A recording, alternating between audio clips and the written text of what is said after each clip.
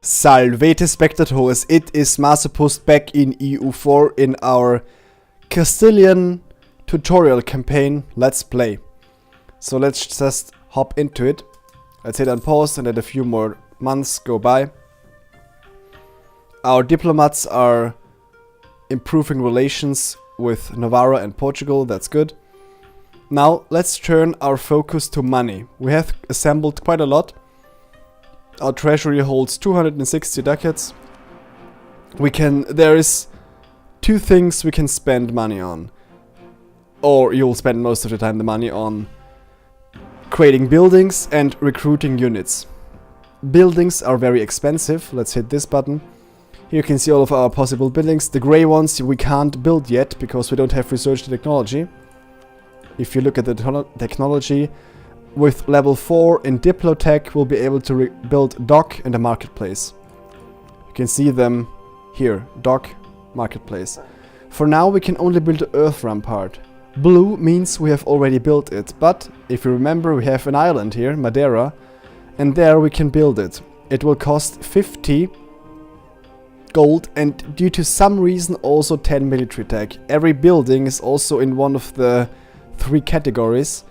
If we blend those two out, it only shows the military buildings, namely the barracks and the fortifications.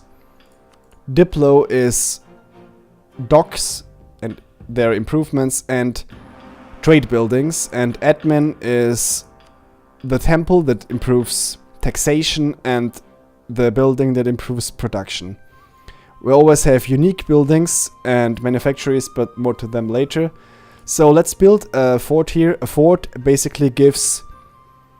Here you can see what it actually gives, but the good thing is that the higher the fort on a province, the more difficult it will get to siege it down in a war. So let's build it. It takes a lot of time. It takes exactly 1 year to build this building. And there's also a map mode for this fort level. If you can see here, there's one tiny province down here. Most of them have fort level 2. This is the default. Here in Africa, some of the nations start only with fort level 1, which is basically nothing. Fort level 2 is earth and rampart. And there are some lucky provinces that have fort level 3. For instance, Paris, London, Marienburg, Lubeck. And there are 2 provinces, as far as I know, that start with fort level 4. That is Avignon. It's in the middle of France, but in possession of the Papal State. Because of the counter-pope thing in the past. And Rhodes, which is in the possession of the Holy Knights of St. John. And at this point of the game, there are no cannons yet. It's 1445, so the technology for sieging weapons hasn't advanced to powder and guns. So it will be very, very difficult to siege those fort level 4 provinces. That means basically, I don't know, a lot of years of sieging here. One other icon I haven't shown you is this one. It corresponds with the building menu. If we click on it, we have a few things we could build. The building is actually, the proper buildings is the 3rd ledger. It's the same ledger as you've seen before. There is the troop building ledger. We can build infantry in every province. So cavalry is much more expensive. It costs 25 ducats, infantry only 10. So you can build 2 cavalry and up to 5 infantry for 1 barracks fort we build down here. We can also recruit mercenaries, which are more expensive, but as you can see here, will take less days to recruit, much less. So in a war where time is of the essence and you have enough money because you've taken out loans, for instance, or you have treasured up a lot, you can spawn mercenaries. Same goes for navies. You can recruit all the 4 ship types in coastal provinces. You can't recruit a ship here in Toledo, for instance. Then there is the making core ledger. It's not, those 4 are not really building stuff, but we can still reach them over the building menu.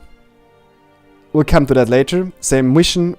While we have all of our provinces are cores and all of our provinces are Catholic, and in some provinces is local autonomy, and there's not always the right culture. So if we have enough Diplo power, we could change the culture of a province into our own one. But this is most of the time not really effective.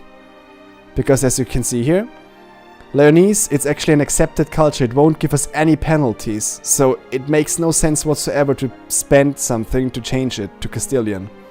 Here, Galician is only in the same culture group, which gives us a minus 15% in local tax and manpower. It's not a huge thing. And this is the same thing that works for autonomy.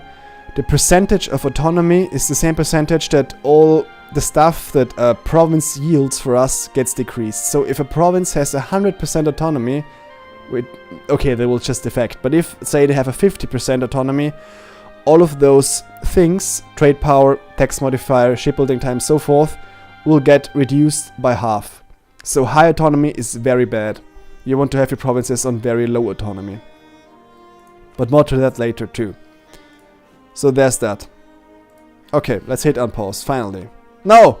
I wanted to build an army, right. We built one building, but you can't build any buildings here, but let's hover over the military ledger here. You can see we can build 7 more troops, because we want to build all the way up to our force limit. You may ask, okay, what is the right proportion between cavalry and infantry? To my mind, infantry is just right out stronger than cavalry, especially if you can compare the upkeep and the cost. Of course, a cavalry regiment is stronger than an infantry regiment, but it costs 150% more.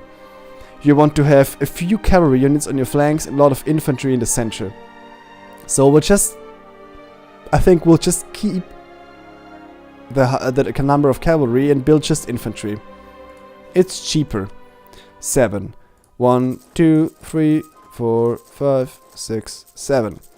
Now in every one of those provinces, 1 infantry unit will get built. If we click 7 times on Toledo, they will build all of them in Toledo, but in a row. So always only 1 unit gets built at the same time. If we hit unpause now, you can see they are progressing and will get built. This should pimp us up to our army force limit, and we also want to be at our navy force limit. We have 5 heavies, early carracks that is, which is a lot, so we don't want to increase this amount. 6 transport is also enough. I'm a fan of light ships, so let's spam barks. We can build 5 more ships, so let's build 5 barks. A bark costs 20, so this will cost us 100. And we can build the barks in the coastal provinces. 1, 2, 3, 4, 5. Good. Here you can see that when a unit gets recruited, the morale is very poor. It's actually so poor that they can't even move. Indicated by this little lock here. If we selected it and we can't move them anywhere. Okay, some important information, not information, but offer has popped up. Navarro offers an alliance. Navarro is this tiny state, and now we have to consider. Okay, what's going on with Navarra? Navarra is allied to England, which are losing in a war against France. This does not concern us, and they are in no war, so we won't get dragged into anything here.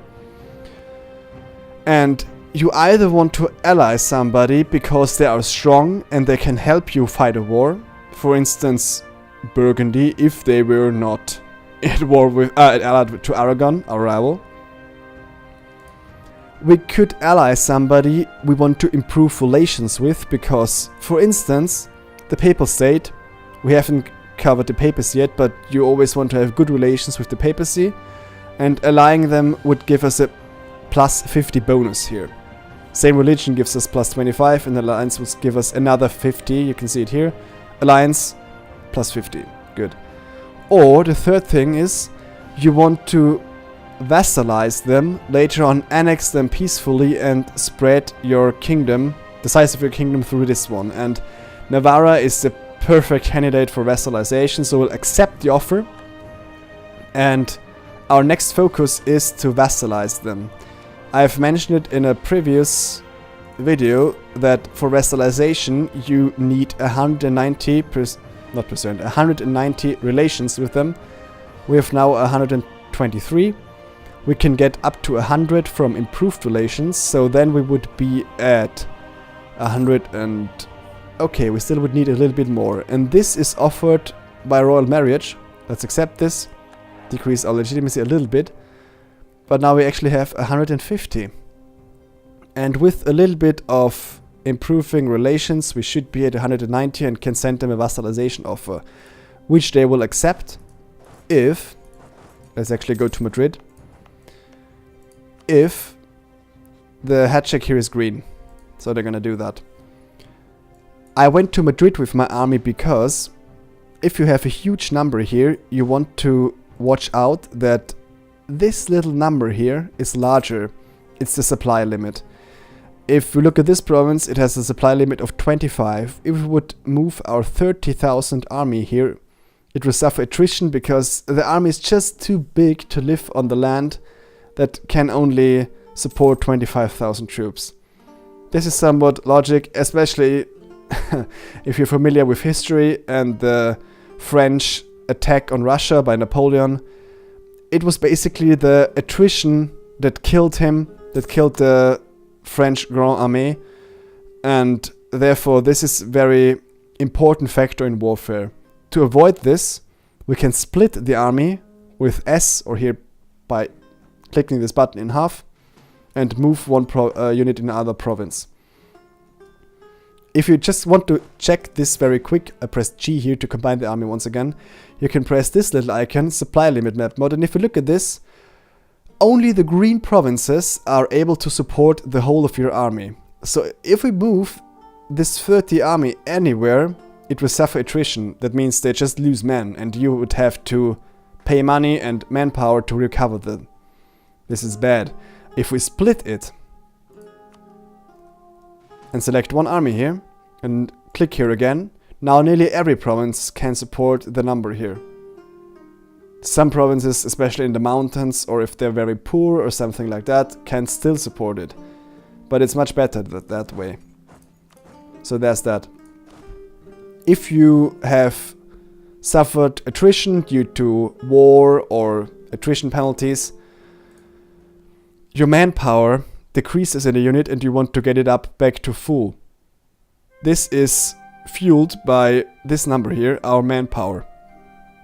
This is the levies that are available in the whole kingdom and can be raised to refill your armies. If this is on 0, this is very bad because then your armies can't regrow. If you're in a prolonged, very difficult war or something like that and your manpower hits 0, you're in big trouble because your armies can't replenish and you'll get slowly grinded down. One alternative here is to recruit mercenaries. They don't cost manpower, only normal infantry does. Mercenaries are more important. More expensive, on the other hand. Okay, here popped up some decision. Blah blah blah, you can read the text and there's 2 things and we have to click one of it. Either we lose 5 prestige or, yes, I love a good story, we'll get +1 prestige for 20 more years. And therefore we have to pay some money and 10 admin points. And I think it is always a good idea to do this. And this prestige bonus will be displayed here. National Epic it was called, and it gives us +1 prestige per month for 20 years, which helps us overall with our prestige. Now the 5 ships we ordered are finished. And let's combine them first and let's send them to do the same thing as the other ships, protect trade in Sevilla. And as you have seen here, now Sevilla is actually 37%, 46% in our hand. I mean, we have the most trade power here. We're not in absolute control, but we have the most trade power, which means we get more trade, basically.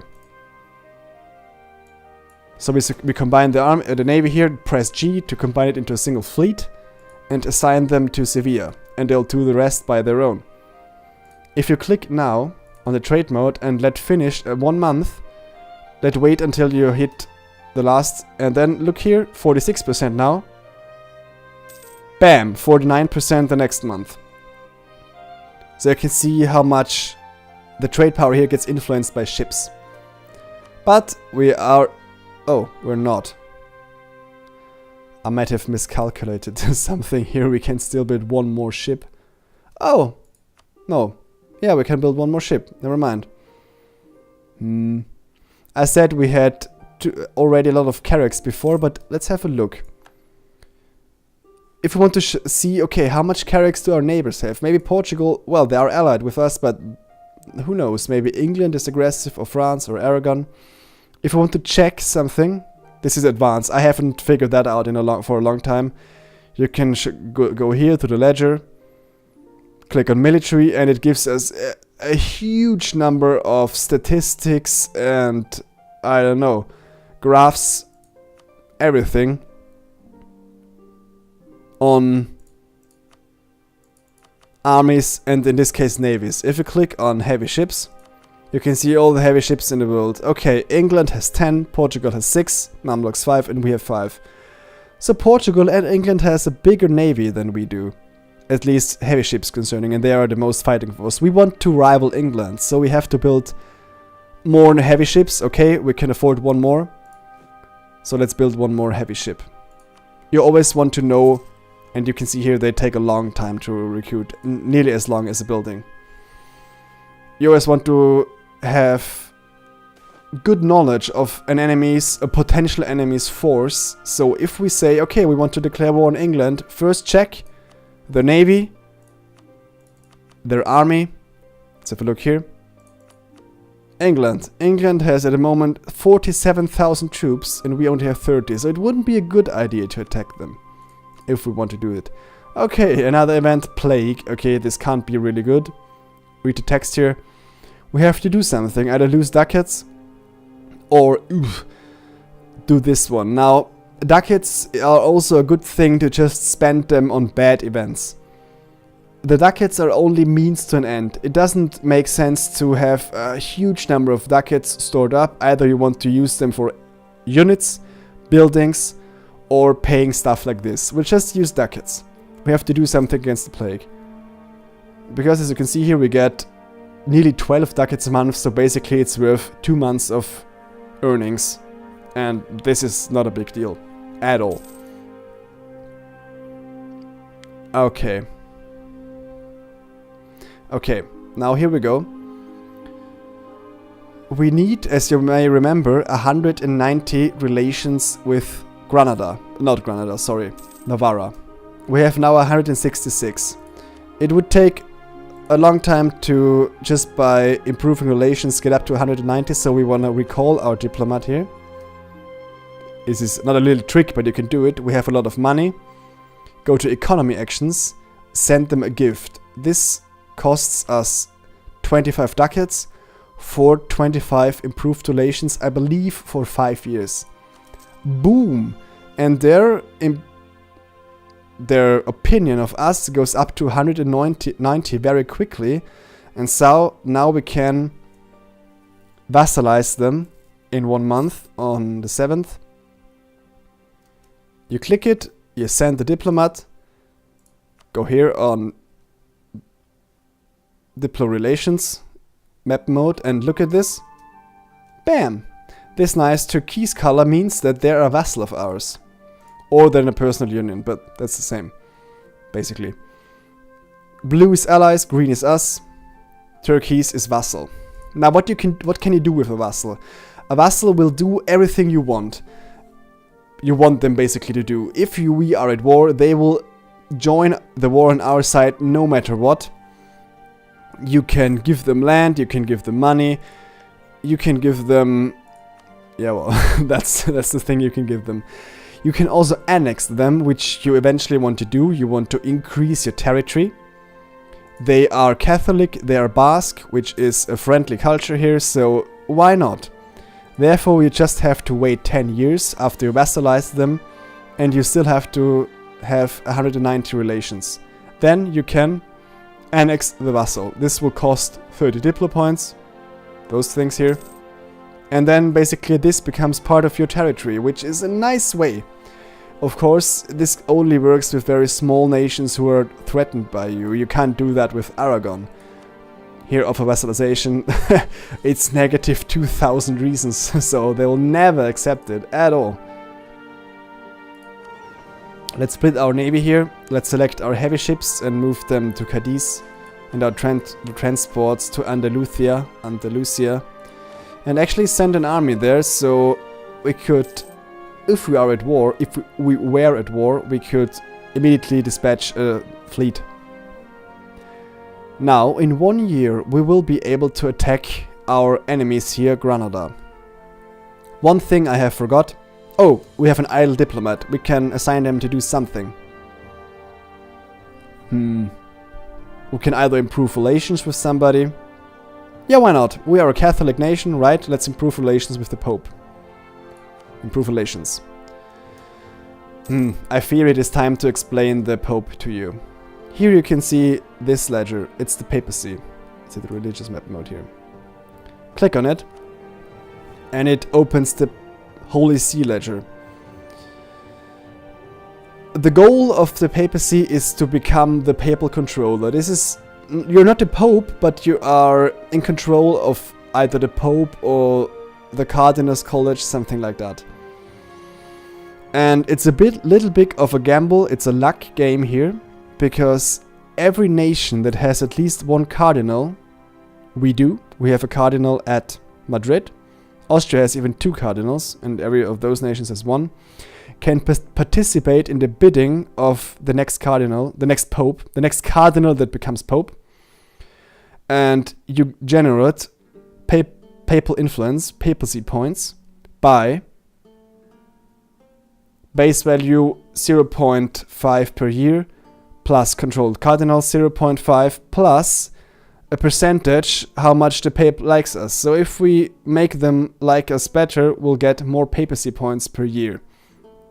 And those papacy points we can spend on influence in the, Cardinals College, and therefore we could increase our chance of inheriting the post of the Holy See. We'll do that when it comes to it. We also can spend the papal influence, which is kind of a currency, to do other things. We can get ducats, we can get legitimacy, blah blah, and so forth. If we are in control of the courier controller, we get nice bonuses. Look at this. It's divine, so to speak. Technology goes everything you wish for. And you can also call for a crusade or excommunicate. I've never done it before, but we have a lot of infidels around here, some Sunni neighbors. We could call a crusade if we were the courier controller. But more to that later. We can only spend some influence at a point. We have to assemble 5 papal influence to spend them, so let's wait until we have created 5 down here, and then we'll come to that back. The other icon here is the Holy Roman Empire. I'm gonna explain that another time, because here is the Holy Roman Empire. We are not near them, so we can't interact with them at all. Austria is the emperor. That's the only thing you have to know. That is also the thing why they are displayed into important countries here, if you click on best guess. Our neighbors, our strong neighbors, our rivals, etc., our vassals, our allies, and Austria. Always Austria, because they're the emperor. Even, I don't know, if you are Mamluks, so Austria, he's the emperor. Right. Okay, we finished our Carrack. San Cristobal. Let's send him the other Carracks. Him, his, it. I think a ship is a it. Or a she, maybe. But San Cristobal is masculine. Whatever. Okay. In a half year we will be able to attack Granada, but that you will have to wait for.